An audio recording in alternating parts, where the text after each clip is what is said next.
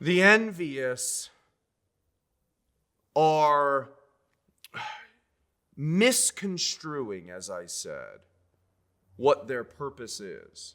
They're misconstruing the nature of the purpose of their own lives. They're misconstruing the nature of what will really make them happy.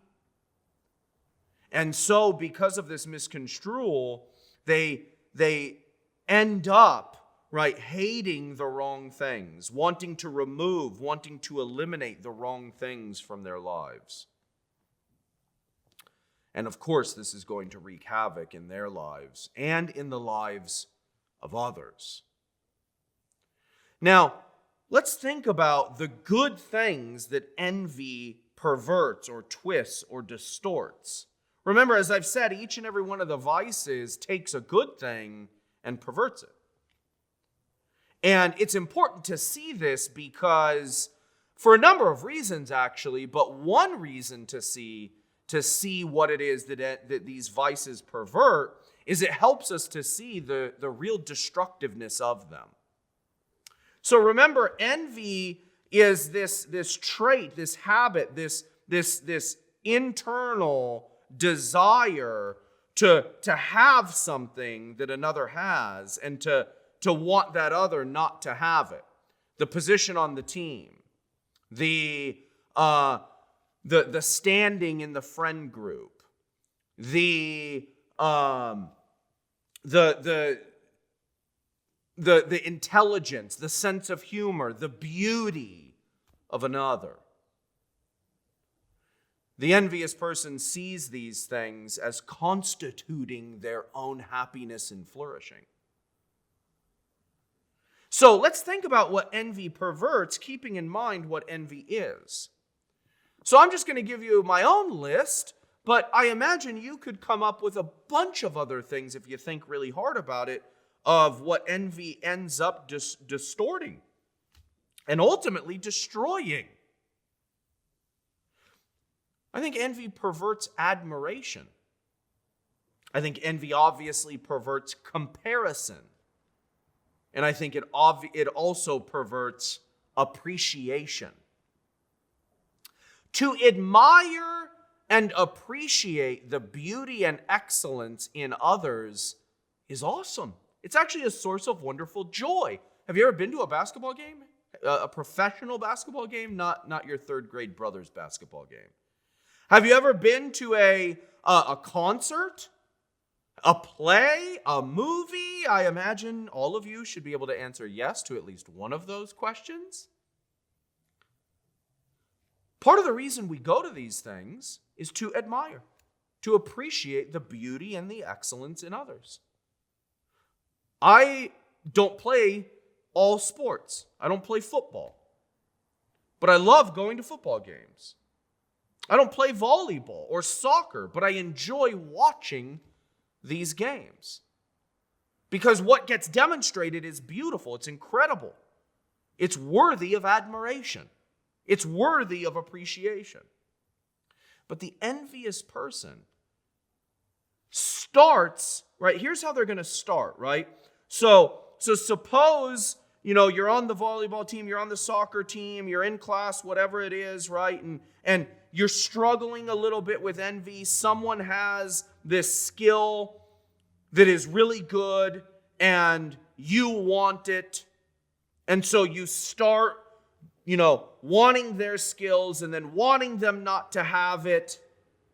And instead of seeing the beauty of their development of this particular skill, their volleyball, their soccer, their baseball, their singing, their intelligence, their sense of humor, whatever it may be, instead of seeing the beauty in it, it now looks ugly to you. You can't appreciate it and admire it anymore, at least not in them.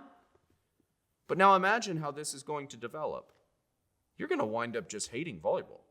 You're going to wind up just hating soccer. You're going to wind up just hating singing. You're going to wind up, it's going to balloon. It's going to diminish your capacity to admire and appreciate not just the beauty in your rival, but the beauty in that skill in general. That's awful.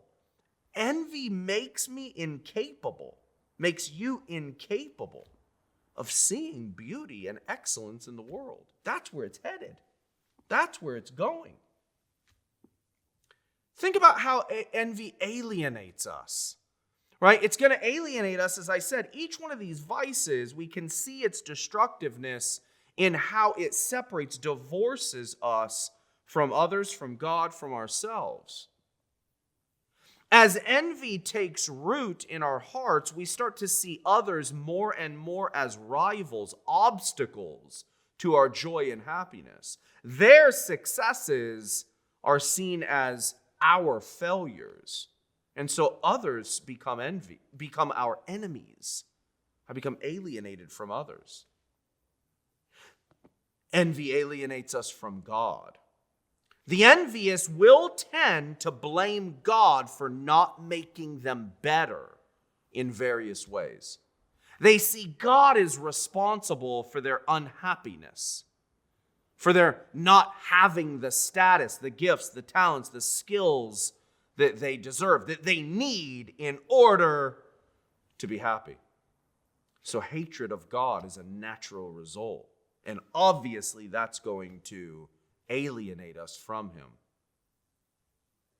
The envious will also ultimately find themselves divided.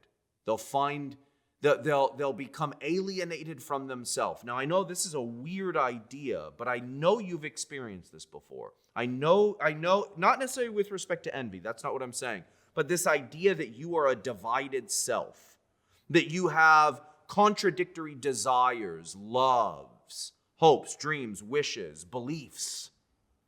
Right? There's a kind of division within you. So this notion that we can be alienated from ourselves, it's not a foreign idea, right? The envious can be alienated from themselves in this way. They can see themselves as being the obstacle to their flourishing, to their happiness, to their purpose. And so the envious might end up hating themselves. Why can't I have what this other person has? Why do they get the praise and I don't? It's easy to see how this can turn into self-hatred. I might want to be someone else, anyone else, just not me anymore. How might envy show up in the garden, in the story of the fall? Well, maybe like this. And look, I want to be careful as I'm trying to take these vices and apply them to the Bible with a particular emphasis on the garden. I want to be careful. If you think that I'm doing something inappropriate, that this application or interpretive scheme is somehow distorting the biblical text, I hope you would email me. I hope you would contact me and tell me. But I think, as I said, that if we're careful, we can use this framework to help us understand the biblical text in deeper, more illuminating ways. So I think envy might show up in the following way in the garden. God has something, and Adam and Eve want it. The serpent convinces them that they can know good and evil in the exact same way that God does. God just doesn't want to share his knowledge with them. That's what the serpent says. And so they now see God as a rival to their growth and happiness. So they're going to do whatever it takes to get what God has. But notice that it's actually not possible for them to do that. God knows good and evil as the creator, as the determiner of all things. We know good and evil as discoverers.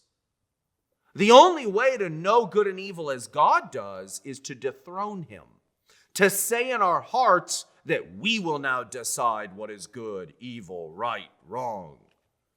So they wanted what God had, and they wanted God to no longer have it. That's the seed of envy. How might we see envy in our day-to-day lives? What are some of its symptoms, its manifestations, its offspring or daughter vices? What are the fruits of envy? So, the various ways that envy might manifest itself in our lives, in our hearts, in our attitudes, our loves, our desires, is there's a ton of them. I've already mentioned a couple: hatred of others, hatred of God, self-hatred. So hatred and self-hatred. Those are two of the fruits. As I said, write down the things that you hate. But another way that envy manifests itself would be murder. Now, you can have a murderous heart without actually committing murder, right? This is part of the what Christ teaches us in the Sermon on the Mount, right? And so the envious person wants to, at some point, as envy grows and grows and develops within their heart, they want to eliminate their rival. They might not actually ever carry it out, but they want their rival gone. They want to murder the skill, the talent, the gift, and it's going to turn into wanting to murder their rival, him or herself. Now, every vice actually has a typical trajectory that will, if given time, result in a particularly heinous behavior. It typically doesn't result in that behavior, though. But it doesn't result in it only because the person with the vice either dies or is too afraid of getting caught or whatever. So each vice is on this path. It's got this particular trajectory. And if it develops, if it grows, it will result in all sorts of heinous, terrible, terrible behaviors. And so envy is aimed at the destruction of the rival. It's aimed at murder. Keep this in mind. We're going to see murder showing up on other branches as symptoms or fruits of other vices. And so this is a particularly important notion because murder due to envy is very different than murder due to lust or murder due to wrath or anger. Those are, it's the same behavior, the same act, resulting from very, very different spiritual diseases. So this is why the vice tradition is better than many other traditions, I think, because it helps us get at the cause.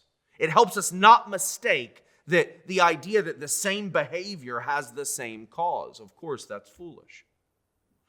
How can we deal with envy? Suppose you find yourself struggling, as I do, with various envious attitudes, desires. What might we do to remedy, to treat this? Well, here's one way. This is my favorite way, actually, for dealing with envy in my heart. First of all, I've got to be honest about a person in my life that I may have envied in the past or even in the present. I need to be honest about this. Notice that the envious person usually can name the person they envy. It's usually a person within their vicinity, a person they know. I don't envy LeBron James, right? He's got a skill that I don't really care to possess. I love it, I admire it, but it's not something I deeply want. No, I admire the people who have skills that I really want, and the people that are in my vicinity, the people I know. So find someone, if you're worried, try to identify someone that you may be struggling with envy towards. And then here's my preferred method. Your book gives you a number of ways of dealing with this. But one of my preferred methods of dealing with envy in my heart is to identify the person that I'm struggling with envy towards. I really want what they have, and when they get all the praise and the attention for what they have, it kind of pains me, it hurts me a little bit. That's a sign of envy in my soul. And here's what I try to do. I try to pray for them. I recommend doing this 5 times a day repeatedly. Take that person, pray for them, and here's the trick. I want you to pray that God will bless them with respect to the thing that you want. So suppose it's great volleyball skills, soccer skills, baseball skills, intelligence, teaching, whatever it is, beauty. I want you to pray to God for that person and say, God, make them more beautiful. Make them more gifted in volleyball, gifted in soccer. And listen, be honest. Be honest. You can say, God, I don't mean any of what I'm about to say. Nevertheless, bless Bob in his ability to teach, in his ability to write. Bless him, make him better, enhance his gifts, enhance his skills, and help me to appreciate them more and more. Do that regularly, and I'll tell you what's happened in my own heart. It's started to change me, and I've started to really want Bob to get better. And I've stopped, being pained when he does awesome, and I've started to now rejoice in his great gifts.